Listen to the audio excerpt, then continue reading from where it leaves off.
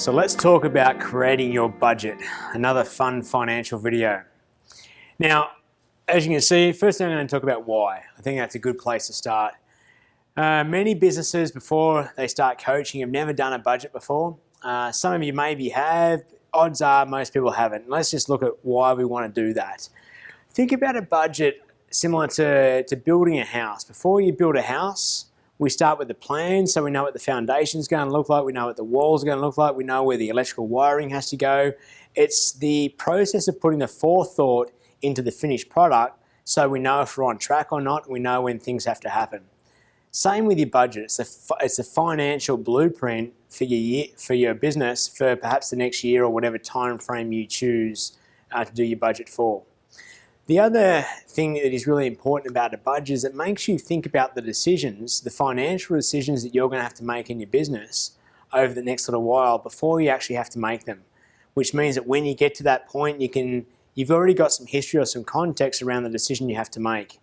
One other thing is that as you're printing off your financial reports, particularly your income statement each month throughout the year, sometimes it's very hard to know if the numbers you're looking at are good or not. I mean, surely if there's a positive number at the bottom, that must be good.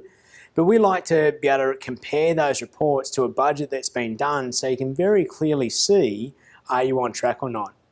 As you'll find out when you put your first budget together or fine-tune the budget process you're using now, when you put your budget together, it gives you a very clear picture on what your profitability is going to look like at the end of the year. And at that point, once you see what that number is going to be like, you can now make some changes if you don't like that number. If you do like that number, great, let's move forward, report against your budget and make sure we're on track. If you don't like that number, then we can make decisions now before you get into your year and make sure that we're starting off on the right foot. So that's the why to create a budget. It's just a great financial tool to make sure you're on the right course. So let's look at how we do that. And I've got five steps mapped out here. The starting point is to print off your last year's income statement and maybe even your last 2 or 3 years. The reason you're doing that is because that's going to be your tool to give you guidance on what the numbers are going to have to look like for the year moving forward. So make sure you've got those documents handy, and I'd advise you to print them off so you've got a one-page sheet showing each of the months for the last year or last 2 years or 3 years, as I said, similar to the sample that you can see on your screen now. So you want to make sure you've got it all on one page so you can see month by month. Now once you've got that, you then want to have a copy of the template. Okay, if you haven't got a copy of the template with you now, then make sure you email me and I'll send you a copy.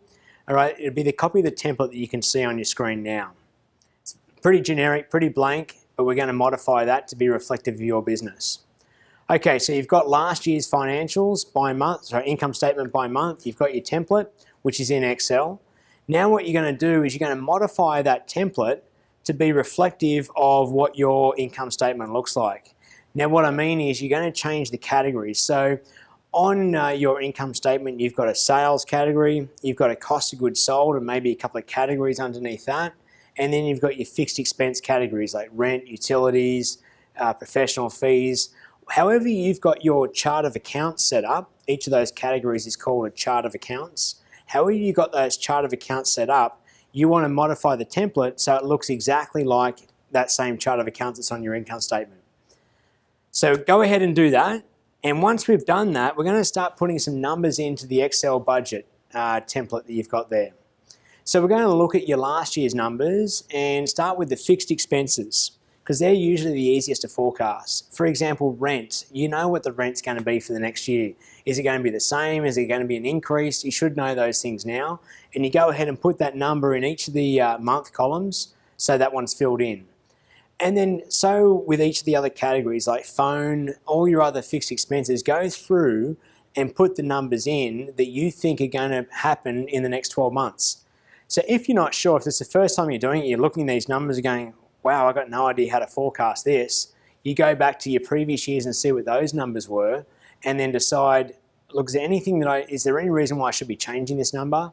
Inflation, do you need to increase the amount you're getting or decrease? Whatever it is, you're putting an educated guess forward as to what those numbers are going to look like in the next year.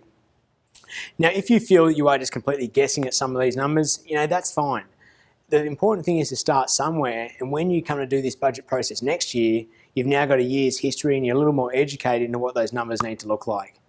So we go forward and fill out all of the fixed expenses. So you can see a total there at the bottom saying total fixed expenses for the next year coming up.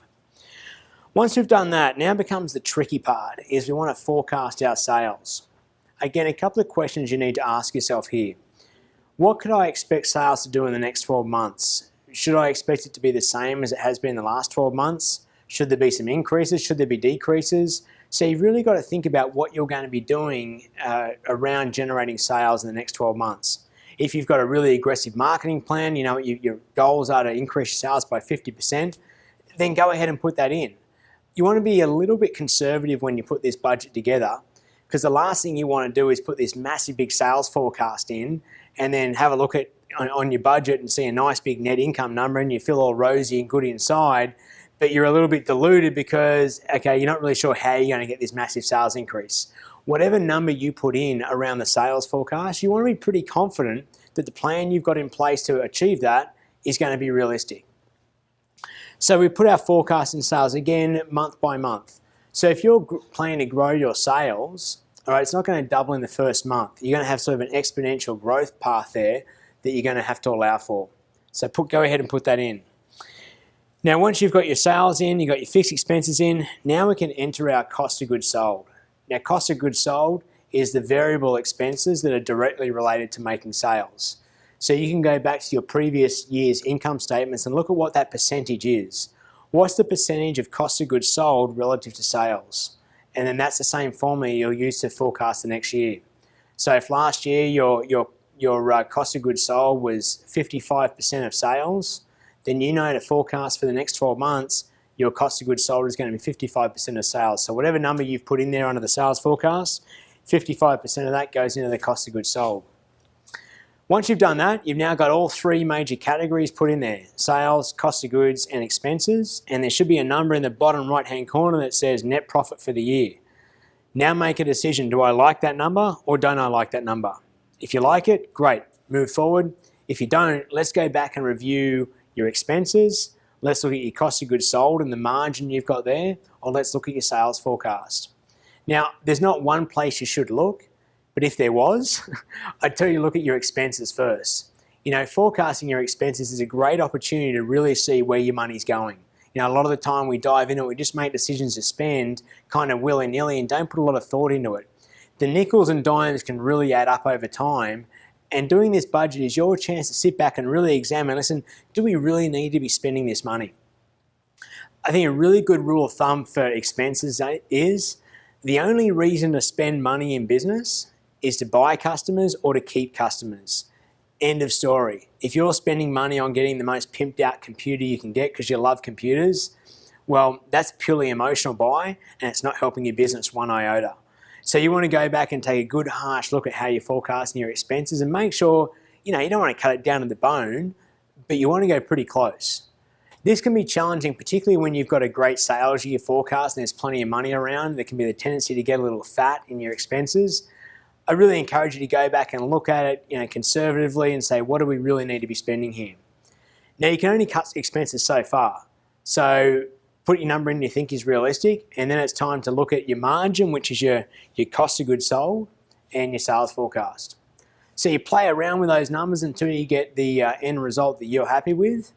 And once you've got a budget in place that you think is going to do the trick, what I recommend to do is then get your bookkeeper to enter that from the Excel file, enter that into QuickBooks or Simply Accounting or whatever software or program you're using, so that when you print off your income statement each month, you can print it off with the budget right next to it and you can get a really clear picture as to are we on track or are we off track. Great comparative tool. So go back and have fun with it, and good luck.